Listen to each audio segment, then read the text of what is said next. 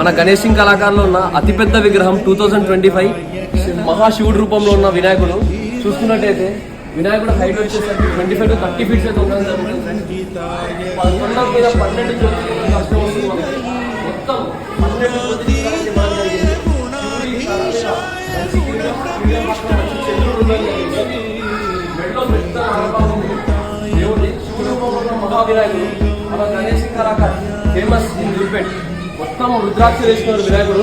పుర్రెలతో సహా ఇచ్చినది ఈసారి మొత్తం పుర్రెలతో సహా ఉంది మన వినాయకుడిలో. చూసినట్టయితే మంచి పాదాలు, పూజ చేసుకోవడం మంచి అనుకూలంగా ఉంది.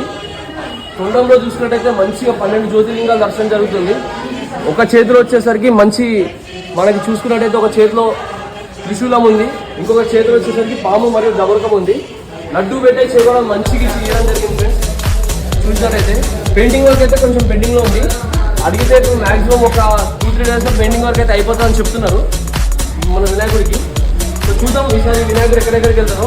ప్రైస్ వచ్చేసరికి వినాయకుడు చెప్పడం అయితే 5 lakhs చెప్తున్నారు ఫ్రెండ్స్. చూద్దాం ఒకసారి వినాయకుడు దగ్గరలో.